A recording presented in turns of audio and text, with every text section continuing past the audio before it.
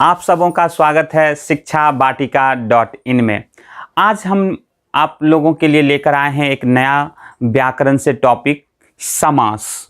समास के अंतर्गत हम पढ़ेंगे समास के अंतर्गत आज हम पढ़ेंगे कि किस प्रकार से सीबीएसई बोर्ड कोर्स बी में समास पूछे जाते हैं और 9वीं कक्षा कोर्स ए में समास पूछे जाते हैं। तो दोनों के लिए मैं क्लियर करूंगा। साथ ही साथ जो कॉम्पिटिटिव एग्जामिनेशन देते हैं, जैसे एसएससी हो, सीटेट हो या कोई रेलवे की परीक्षा हो, उसमें भी समास से रिलेटेड प्रश्न जरूर रहते हैं। तो मैं आपसे गुजारिश करूंगा कि आप हमारे वीडियो को अंत तक देखेंगे। समास का प्रश्न आपसे नहीं छूटेगा। मैं कुछ ट्रिक बताऊंगा, जिस ट्रिक को आप अपने माइंड में रखेंगे और आसानी से आप समास को पहचानना सीखेंगे तथा विग्रह करना, समस्त पद करना, समास के अंतर्गत कितने भेद हैं, ये सारे बातें मैं आपको डिटेल से समझाऊंगा। तो यदि आपने हमारे चैनल को सब्सक्राइब नहीं किया होगा तो सब्सक्राइब करेंगे, जिससे कि हमारा लेटेस्ट वीडियो आप तक बहुत ही जल्द पहुंच जाएगा। और यदि हमारा चैनल आपको अच्छा लगे तो लाइक बटन ज़रूर ओके करिएगा। कोई भी किसी भी प्रकार की समस्या हो तो कमेंट बॉक्स में आप ज़रूर हमसे सवाल पूछिएगा। मैं उसका त्वरित जवाब देने का प्रयत्न करूंगा, भरसक प्रयत्न करूंगा। और आते हैं नए टॉपिक समास पर। सबसे पहले हम देखेंगे समास का परिभाषा। दो या दो से अधिक शब्दों के मेल से नए शब्द बनाने की क्रिया को समास कहते हैं। कहने का अर्थ कि दो या दो से अधिक जब हम शब्द को आपस में मिलाते हैं, जब हम दो या दो से अधिक शब्दों को आपस में ज्वाइंट करते हैं, तो एक नया शब्द का निर्माण होता है। तो ये जो बनाने की जो प्रक्रिया है, बनाने की जो क्रिया है, इसे ही हम समास कहते हैं। समास के अंतर्गत हम दो बातों पर जब सबसे ज़्यादा ध्यान देंगे कि इस विधि से बने शब्दों को समस्त पद कहते हैं। जब समस्त पद को वापस पृथक पृथक किए जाते हैं उसे विग्रह कहते हैं। यानी ध्यान देंगे कि जब हम दो या दो से अधिक शब्दों को जब हम आपस में जोड़ेंगे ना, उसे कहेंगे समस्त पद। और जो समस्त पद रहेगा उसे जब हम फिर से पृथक पृथक कर देंगे, अलग अलग कर देंगे, सेपरेट कर देंगे, उसे कहते हैं विग्रह पद। तो अब हम आपको बताएंगे समास के परिभाषा के जस्ट बाद इसके कितने प्रकार हैं, उसके उदाहरण, और समस्त पद से विग्रह पद में हम कैसे बदलते हैं, कैसे पहचानते हैं, देखते हैं आगे की प्रक्रिया। समास के मुख्यतः 6 भेद होते हैं। तत्पुरुष समास, द्विगु समास, द्वंद्व समास, कर्मधारय समास, बहुब्रीहि समास और अव्ययीभाव समास। सबसे पहले देखिए, आप पांचों जो ये 6 आपको मैंने यहाँ लिखाया है, इस 6 को आपको अच्छी तरह से रट्टा मार लेना है। तत्पुरुष समास, द्विगु समास, द्वंद्व समास, कर्मधारय समास, बहुब्रीहि समास, अव्ययीभाव समास। इसलिए कि जब प्रश्न रहेंगे तो समस्त पद या विग्रह पद रहेंगे ना, तो उसके साथ साथ आपका नाम भी लिखने के लिए पूछेगा कि आपने इसको ब्रेक किए हो या सेपरेट किए हो या ज्वाइंट कर रहे हो, तो किसके अकॉर्डिंग कर रहे हो। एक एक समास का कभी कोई 2-3 उदाहरण हो सकते हैं, एक उदाहरण 2-3 समास के अंतर्गत आ सकते हैं। तो इसीलिए नामों को भी आपको ध्यान में रखना होगा और कैटेगरीज बाय कैटेगरी आपको हम एक एक करके दिखाते हैं। तो पहला देखते हैं समास, तत्पुरुष समास। जिस समास के उत्तर पद प्रधान तथा पूर्व पद गौण होते हैं उसे तत्पुरुष समास कहते हैं। अब देखिए, यहाँ पूर्व पद और उत्तर पद, उत्तर का मतलब होता है बाद और पूर्व का मतलब होता है पहले। तो देखिए, संस्कृत में एक डिफिनीशन मतलब इसका सूत्र दिया गया है कि उत्तर पद प्रधाने तत्पुरुष। आपको ज़्यादा गौण उन पर ज़्यादा ध्यान नहीं देंगे तो नो प्रॉब्लम, लेकिन ये ध्यान में रखेंगे कि जो उत्तर पद है, यानी जो बाद वाला जो पद है, उसका उसमें ज़्यादा वैल्यू रहता है। कहने का मेरा ये अर्थ कि उदाहरण में देखेंगे कि देखिए, आपको 2 पार्ट दिखेगा, एक है राजा और एक है पुत्र। देखिए, इसे जो राजा जो है ये है आपका पूर्व पद और ये जो पुत्र है ये है आपका उत्तर पद। तो यहाँ देखिए, पुत्र के अकॉर्डिंग देखिए, राजा की पुत्री यदि होता, राजा की पुत्री यदि होता, तो देखिए यहाँ पुत्री यदि स्त्रीलिंग शब्द है तो यहाँ की हो जाता। तो किसका प्रधानता है, पुत्र का, यानी उत्तर पद का। राजा से कोई देखिए मतलब ये नहीं कि ये पुल्लिंग है, पुल्लिंग है तो है, लेकिन देखिए ये पुल्लिंग है तो का, स्त्रीलिंग है तो की, राजा की पुत्री। तो इसका मतलब है कि सेकंड वाला जो पार्ट है इसको कहते हैं उत्तर पद और पहले वाले को कहते हैं पूर्व पद। तो प्रधानता किसकी होगी? उत्तर पद का, यानी फर्स्ट वाले पद का कोई वैल्यू नहीं है। यहाँ लड़का हो, लड़की हो, स्त्रीलिंग हो, पुल्लिंग हो, उससे कोई इफेक्ट नहीं होगा। इफेक्टेड कहाँ होगा? तो जाके आपका उत्तर पद में। तो ये वाला जो आप देख रहे हैं रसोई के लिए घर, रसोई देख रहे हैं, रसोई और एक है घर, तो ये है आपका उत्तर पद और रसोई क्या है? पूर्व पद।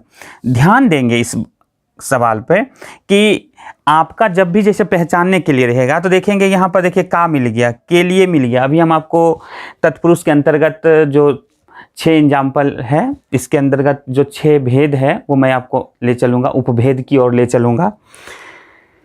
अब मैं आपको तत्पुरुष के अंतर्गत जो उपभेद हैं उसकी ओर आपको मैं ले चलूँगा। तो पहले देखते हैं इसमें एक चीज़ और कि देखिए रसोई के लिए घर, देख रहे हो यहाँ पर आपका के लिए या का पुत्र ऐसा लगा रहता है, तो इसको कहते हैं विग्रह पद। इसे क्या कहते हैं? देखिए जब भी आपका रसोई के लिए घर यानी के लिए, का, पर ऐसे शब्द जब मिलेंगे तो आपका है ये विग्रह पद, यानी अलग किया हुआ, सेपरेट किया हुआ है। और दोनों को देखिए मिला के लिखा हुआ है, देखिए इसके ऊपर पूरा लाइनिंग यहाँ से यहाँ तक होनी चाहिए। इसे कहेंगे समस्त पद। समझ गए आप? ध्यान देंगे, रसोई के लिए घर विग्रह पद, रसोई घर समस्त पद। समस्त पद मतलब ज्वाइंटिंग किया हुआ और विग्रह पद का मतलब होता है सेपरेट किया हुआ, आप अलग करेंगे। परीक्षा में जो सवाल पूछेगा इस तरह से पूछेगा, रसोई घर, इससे विग्रह करके समास का नाम बताइए। तो आप लिखेंगे रसोई के लिए घर, विग्रह पद आपका हो जाएगा रसोई के लिए घर, और कौन सा समास? तो तत्पुरुष समास। अब देखते हैं तत्पुरुष समास के उपभेद को। तत्पुरुष के उपभेद को देखते हैं। मैं उदाहरण एक एक दो दो करके आपको ले रहा हूँ प्रत्येक समास का या उपभेद का। आप इसे डिटेल से पढ़ने के लिए शिक्षावाटिका.in वेबसाइट पर जाएंगे, गूगल में आप सर्च करेंगे शिक्षावाटिका.in, आपको सारा डिटेल वहाँ पर लिखा हुआ मिलेगा। वहाँ ज़्यादा से ज़्यादा उदाहरण दिए गए हैं, आप प्रैक्टिस करने के लिए वहाँ से आप पढ़ सकते हैं और समझने के लिए यहाँ इस वीडियो से आप समझ सकते हैं। तो सबसे पहले देखेंगे तत्पुरुष समास के उपभेद को। उपभेद के अंतर्गत सबसे पहले देखेंगे कर्म, दूसरा देखेंगे करण, संप्रदान और आपादान। तो मैं कहने ये चाह रहा हूं कि जिस तरह से आपने कारक पढ़ा होगा, कर्ता ने, कर्म को, करण से, संप्रदान को के लिए, आपादान से, संबंध का के की, अधिकरण में पर, उसमें आपको कर्ता का जो ने है उसे छोड़ देना है और संबोधन का हे, अरे, अजी छोड़कर बाकी कर्म, करण, संप्रदान, आपादान और अधिकरण, इससे हम यहाँ पर रखेंगे और आपको समझाने की कोशिश करेंगे। सिंबल पे आप ध्यान देंगे। देखिए मैंने यहाँ लिख दिया है कि कर्म का सिंबल होता है को, यानी आपको मिलेगा स्वर्ग प्राप्त। तो आप लगा के देखना, स्वर्ग में प्राप्त, स्वर्ग का प्राप्त फिट नहीं हो रहा है, स्वर्ग के लिए प्राप्त सही नहीं, लेकिन देखिए स्वर्ग को प्राप्त फिट है। यानी ऑप्शनल क्वेश्चन होंगे तब तो आप आराम से पता लगा लोगे। यदि क्लास 9 में यदि ऑप्शन नहीं पूछा जाए या कॉम्पिटिटिव एग्जामिनेशन में नहीं रहे ऑप्शन, तब तो इस तरह से, लेकिन ऑप्शन रहेगा ही रहेगा। जो कॉम्पिटिटिव एग्जामिनेशन होती है वो 90% ऐसा ही होता है आपका, मतलब 4 ऑप्शन दिया हुआ रहता है, MCQ टाइप्स के क्वेश्चन होते हैं। 10 CBSE कोर्स बी में भी आपका 4 मार्क्स के क्वेश्चन पूछे जाएंगे, उसमें भी आपको ऑप्शन मिलेंगे। तो ध्यान देंगे इस बात को कि यहाँ पर देखिए स्वर्ग प्राप्त, स्वर्ग को प्राप्त। करण का सिंबल है से, गुण युक्त, गुण से युक्त, गुण से युक्त। संप्रदान का सिंबल होता है को और के लिए, इसका है युद्ध भूमि, युद्ध के लिए भूमि। जैसे अभी आपको उदाहरण बताए थे, रसोई घर, रसोई के लिए घर, पाठ के लिए शाला, पाठशाला। अपादान का देखिए सिंबल है से, तो रोग मुक्त, रोग से मुक्त। तत्पुरुष के अंतर्गत पांचवा और छठा उपभेद है संबंध तत्पुरुष और अधिकरण तत्पुरुष। संबंध का देखिए सिंबल है का के की, यानी आपको का के की मिलेंगे सेपरेशन वाले वर्ड में। देखिए मैं जितने भी उदाहरण दे रहा हूं उसमें पहले मैं दे रहा हूं समस्त पद, दूसरा है विग्रह पद। पहला वाला आपका ज्वाइंटिंग है, दूसरा आपका सेपरेशन किया हुआ है। गंगा घाट, तो देखिए गंगा का घाट। दिनचर्या, दिन की चर्या। और अधिकरण का देखिए सिंबल है में पर, तो आपको में और पर मिले। देखिए युद्ध वीर, युद्ध में वीर। घुड़सवार, घोड़े पर सवार। तो इस तरह से आपका तत्पुरुष समास समाप्त हुआ।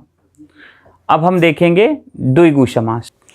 द्विगु समास में संस्कृत का सूत्र है संख्या पूर्वे द्विगु, यानी पूर्व पद और उत्तर पद की तो बात हम लोगों ने किया। पूर्व पद में आप देखोगे हमेशा संख्यावाची होगा, न्यूमेरिकल नंबर होगा, 2, 4, 5, 10, 20, 50। जब स्टार्टिंग में होगा आपका नंबर लिखा हुआ तो समझ जाना है कि वो है आपका द्विगु समास। देखिए यहाँ सूत्र ही आपके लिए काफ़ी है, ज़्यादा कुछ नहीं, बहुत ही अच्छा सूत्र है। संख्या पूर्वे द्विगु, यानी पूर्व में आपका क्या होगा, न्यूमेरिकल नंबर होंगे। कहने का अर्थ देखिए त्रिभुज, त्रि आपने संस्कृत में पढ़ा होगा, त्रि मतलब तीन। त्रिभुज, देखिए त्रि मतलब तीन, भुज मतलब भुजाएं, आर्म्स। तो तीन भुजाओं का समाहार। देखिए समाहार भी लिखा हुआ कहीं कहीं मिलेगा और कहीं कहीं समूह भी लिखा हुआ मिलेगा, तो इससे फंसना नहीं है, दोनों बात एक ही है। त्रिभुज, तीन भुजाओं का समाहार। चौराहा, चौ मतलब चार, तो चार, राह मतलब रास्ता, तो चार राहों का समाहार। चार रास्तों का समाहार भी लिख देंगे तो गलत नहीं होगा, समाहार की जगह समूह भी लिखेंगे तो भी सही होगा। पंचवटी, पंच मतलब पांच और वट वृक्ष है तो पांच वटों का समाहार। नवग्रह, नवग्रह, देखिए नौ मतलब नौ, ग्रह मतलब प्लैनेट, 9 ग्रहों का समाहार। गुड, तो क्या हो जाएगा, 9 ग्रहों का समाहार, यानी आपका द्विगु समास। जैसे दशानन, देखिए एक एग्जाम्पल है दशानन। दशानन, 10 आनन मतलब सिर, तो आप लिख सकते हैं 10 आननों। देखिए आपको यदि मालूम नहीं है सिर तो मत फंसिए उसमें, आप डायरेक्ट लिख दीजिए 10 आननों का समाहार, 10 आननों का समाहार। तो इस प्रकार से आपका द्विगु समास समाप्त हुआ। तीसरा भेद देखते हैं द्वंद्व समास। द्वंद्व समास का संस्कृत में सूत्र देखेंगे, चार थे द्वंद्व। चौ, संस्कृत में चौ का अर्थ आपने पढ़ा होगा, चौ का अर्थ होता है और। तो आप जब भी विग्रह पद देखेंगे उसमें आपका और लगा हुआ मिलेगा। भाई और बहन, माता और पिता, न्याय और अन्याय, रात और दिन। और जो समस्त पद होंगे उसमें डैश लगा हुआ मिलेगा। और देखिए यहाँ पे लिख दिए हैं कि दोनों पद प्रधान होते हैं, इसमें पूर्व पद और उत्तर पद दोनों पद प्रधान होंगे। इस पर आप ध्यान देंगे सबसे ज़्यादा।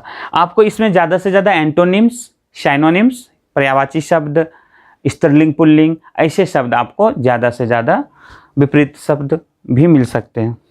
भाई बहन, देखिए जेंडर में भाई और बहन, माता पिता, माता और पिता, न्याय अन्याय, न्याय और अन्याय, रात दिन, रात और दिन।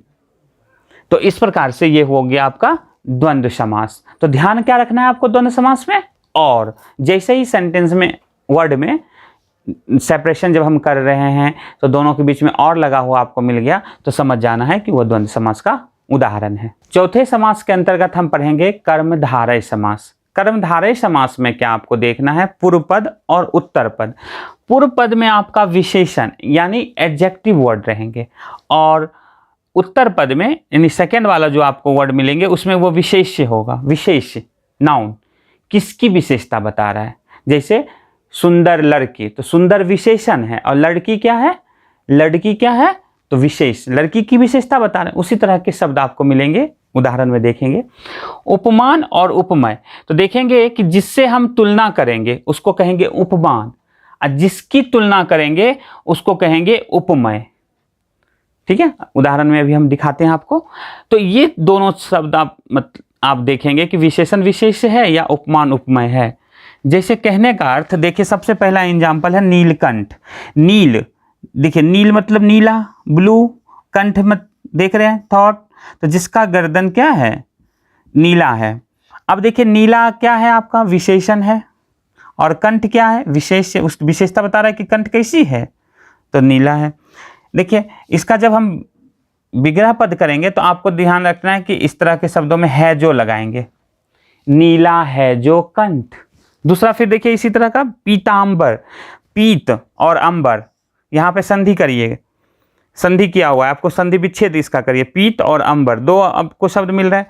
तो पीत है जो अंबर, यानी अंबर मतलब वस्त्र और पीत मतलब पीला, पीला है जो वस्त्र भी लिख सकते हैं। तो पीत क्या हो गया आपका विशेषण और अंबर हो गया आपका विशेष। दो उदाहरण देखेंगे उपमान और उपमेय का। देखिए घन श्याम, तो देखिए यहाँ पर घन भी आपका नाउन है और श्याम भी नाउन है। दूसरा एग्जाम्पल में कमल भी आपका और नयन भी आपका नाउन है। एक एडजेक्टिव और एक नाउन मिलेगा तो समझ जाइएगा कि कर्मधारय का विशेषण विशेष्य को शो करना है और उसके विग्रह पद में आप लिखेंगे है जो। लेकिन जब दोनों नाउन आ जाएगा, देखिए घन और श्याम दोनों, घन बादल, श्याम लॉर्ड कृष्णा को कहते हैं, तो घन के समान श्याम। तो देखिए इस तरह के जब दोनों नाउन होंगे तो इसका मतलब है कि एक आपका उपमान है, एक आपका उपमेय है। तो जिससे हम तुलना कर रहे हैं, तो किससे कर रहे हैं, घन से कर रहे हैं श्याम की तुलना, कि श्याम कैसे हैं, तो काले हैं, बादल के जैसा देखने में, श्यामला वर्ण के हैं। तो यहाँ श्याम आपका हो जाएगा उपमेय और घन हो जाएगा आपका उपमान। विग्रह करने में ध्यान देंगे, घन के समान, यानी के समान आपको लगाना है जो कब लगाएंगे, विशेषण विशेष में, और के समान कब लगाएंगे, जब दोनों नाउन हो। कमल नयन, कमल देखिए और नयन देखिए, कमल और नयन, कमल और नयन दोनों नाउन है। तो देखिए कमल के समान नयन, कमल के समान नयन, तो कमल आपका क्या हो जाएगा उपमान, और नयन आँख जो है वो उपमेय। नयन का विशेषता बता रहा है कि नयन कैसा है, तो कमल के जैसा है। तो ध्यान देंगे आप, हमेशा याद रखिएगा, दोनों नाउन होगा तो के समान लगाएंगे, एक एडजेक्टिव होगा और एक नाउन होगा तो आप क्या लगाएंगे, है जो। समझ में आ गई पीयूष, आ गया समझ में, ओके गुड। तो पांचवा हम सीखेंगे बहुब्रीहि समास। तो बहुब्रीहि समास में देखेंगे कि संस्कृत में फॉर्मूला बनाया गया है, अन्य पद प्रधान बहुब्रीहि, यानी अन्य पद, यानी जो आपका दिया हुआ गिवन होगा पूर्व पद और उत्तर पद, उसका कोई इंपॉर्टेंस रोल नहीं होगा। अन्य पद यानी कोई थर्ड पार्टी को दिखाने का काम करेगा वो। जैसे कहने का मतलब देखिए दशानन, दशानन तो आपने देखा था वहाँ द्विगु समास में भी, आगे में संख्या है, लेकिन जब आप उसको ब्रेकिंग करोगे इसके अकॉर्डिंग कि दश आनन है जिसका, तो किसका, तो रावण का। तो यानी आप थर्ड पार्टी का जो है आपको ब्रैकेट में लिखना पड़ेगा, या गिवन होगा तब आप बहुब्रीहि समास समझ जाइएगा है वो। तो दश आनन है जिसका रावण। फिर नेक्स्ट देखिए चंद्रशेखर, चंद्र और शेखर दो पार्ट है यहाँ देखिए। चंद्र मीन्स चांद है शिखर पर जिसका, यानी जिसके शिखर पर, जिसके चोटी पर चांद है। तो देखे होंगे लॉर्ड शिवा का स्टेच्यू में आपने उनके चोटी पर चांद बना हुआ रहता है। तो जस्ट यहाँ पर भी थर्ड पार्टी का नाम दे दिया है शिव। तो जब भी आपका ब्रैकेट में तीसरा पद दिया हुआ मिल जाए तो समझ जाना है कि वो बहुब्रीहि है। मुरलीधर, मुरली को धारण करने वाला, मुरली बांसुरी फ्लूट। तो जहाँ पर देखेंगे कि मुरली को धारण करने वाला, यानी आपका ब्रैकेट में क्या दे दिया है, कृष्ण, थर्ड पार्टी दे दिया है, तो समझ जाना है कि ये आपका बहुब्रीहि समास का उदाहरण है। अब अंतिम देखते हैं अव्ययीभाव समास। पूर्व पद अव्यय होगा, यानी पूर्व पद और उत्तर पद में जो पूर्व पद होंगे वो अव्यय होंगे, तो समझ जाना है कि ये अव्ययीभाव समास हैं। जैसे एग्जाम्पल देखिए, प्रतिदिन, दिन दिन, जो यह प्रति वर्ड है ये आपका अव्यय है। तो अव्ययीभाव सीखने से पहले, जानने से पहले आप अव्यय समझिए कि अव्यय होता क्या है, अव्यय होता क्या है। तो देखेंगे कि अव्यय, अव्यय वह अविकारी शब्द है जिसका रूप, लिंग, वचन, कारक नहीं बदलता है। जैसे वह प्रतिदिन खेलता है, वह प्रतिदिन खेलती है। देखिए यहां गौर करिएगा आप, प्रतिदिन और देखिए प्रतिदिन, देख रहे हैं ना। तो ये क्या आपका एडवर्ब है, प्रतिदिन। तो ये एडवर्ब यानी क्रिया विशेषण। तो देखिए खेलता है, खेलती है, और ये प्रतिदिन पे गौर करिएगा। देखिए खेलता है से पता चल रहा है कि ये पुल्लिंग है, खेलती है से पता चल रहा है कि वह स्त्रीलिंग है। लेकिन देखिए प्रतिदिन में कोई चेंजिंग नहीं हुआ। तो जो भी कहने का अर्थ पहले ही बता दिए कि लिंग वचन कारक नहीं बदलता है। तो समझिए कि जो विकारी शब्द और अविकारी शब्द, देखिए विकारी शब्द जो होते हैं संज्ञा, सर्वनाम, विशेषण, क्रिया, noun, pronoun, adjective, verb. And अविकारी शब्द आपके होंगे क्रिया विशेषण, एडवर्ब, समुच्चय बोधक, कंजंक्शन, संबंध बोधक, पोस्टपोजिशन, और विस्मयादि बोधक, इंटरजेक्शन। तो देखिए मैंने यहाँ दो ग्रुप बना के रखा आपके लिए, विकारी, अविकारी। तो यही अविकारी शब्द ही आपके कहलाते हैं अव्यय। तो कहने का अर्थ मेरा ये कि संज्ञा, सर्वनाम, विशेषण और क्रिया, ये सारे जो होते हैं इसके रूप, लिंग, वचन कारक बदलते हैं। जैसा कि सिंपल उदाहरण देखिए, बालक, बालिका, आपने पुल्लिंग को स्त्रीलिंग में बदला। बालक, बालकों, पुल्लिंग एक वचन से आपने बहुवचन में बदला। तो इस प्रकार से देखिए सर्वनाम को किस तरह से चेंजेबल होता है, ये देखिए जरा। सर्वनाम का एक उदाहरण देखिए, मैं, मुझे, चेंज हो रहा है ना।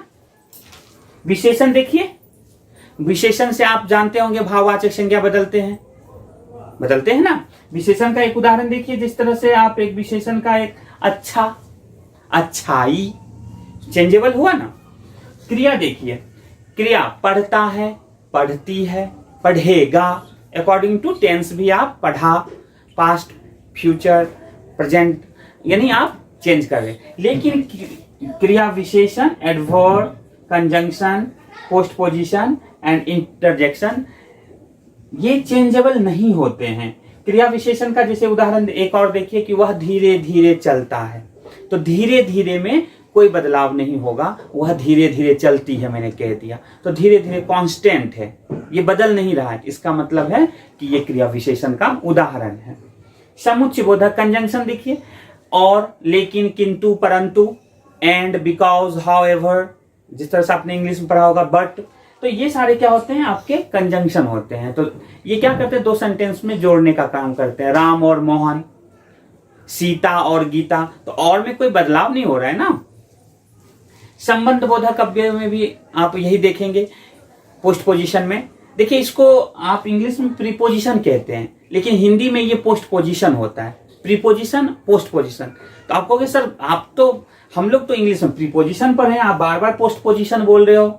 जैसे कि आप अंग्रेजी में एक एग्जांपल देखेंगे कि a cat is sitting on the table, on the table. अब देखिए बिल्ली टेबल पर बैठी है, बैठी है। आप देखिए हिंदी और इंग्लिश में फर्क कहां है, दोनों सेंटेंस। देखिए आपने टेबल के स्टार्टिंग में यानी आगे में आपने यूज किया है प्रीपोजिशन, लेकिन हिंदी में देखिए टेबल पर, हमने पर को टेबल के बाद यूज किया, इसीलिए ये इंग्लिश में प्रीपोजिशन, प्री है ना। प्रीपेड मोबाइल और पोस्टपेड मोबाइल आपने सुना होगा, पहले बैलेंस डालिए फिर बातें करिए, प्री। और फिर जब आप बातें करते रहते हैं बाद में बैलेंस आता है, बाद में आपका बिल आता है, तो क्या होता है, उसको कहते हैं पोस्टपेड मोबाइल। तो जस्ट यहाँ भी बाद में ही यूज कर रहे हैं, इसीलिए ये है आपका पोस्ट पोजिशन और ये है प्री पोजिशन। तो इसीलिए हम संबंध बोधक को हिंदी में पोस्ट पोजिशन कहते हैं। विस्मयादि बोधक में भी यही बात देखेंगे आप। इंटरजेक्शन में भी आप हे, अरे, अजी, जो हम संबोधित वाला वर्ड है, किसी को कॉल करने में, किसी को पुकारने में हम यूज करते हैं, तो ऐसे शब्द अकॉर्डिंग टू जेंडर होता रहता है, लेकिन बदलता नहीं है।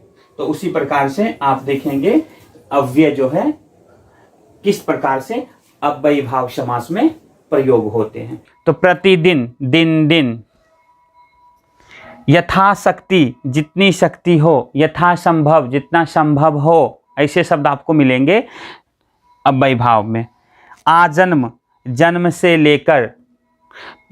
तो इस तरह से आपके समास के सारे भेद भेदों का एग्जाम्पल आपने सीखा, किस तरह से हम पहचानेंगे, किस तरह से हम उसको ब्रेक करेंगे, किस तरह से समस्त पद से बिगड़ा, बिगड़ा पद से हम समस्त पद बनाएंगे। इस वीडियो को आप पूरी रिवाइज करके देखते रहेंगे बार बार, आपको सारा डिटेल से समाज समझ में आ जाएगा। और ज़्यादा से ज़्यादा सीखने के लिए आप हमारे ब्लॉग शिक्षावाटिका.in पे ज़रूर जाएंगे।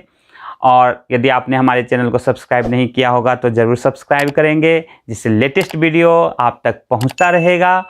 और फिर मैं आपके लिए अगली कड़ी में समाज से रिलेटेड MCQ का वीडियो लेकर आऊँगा। धन्यवाद।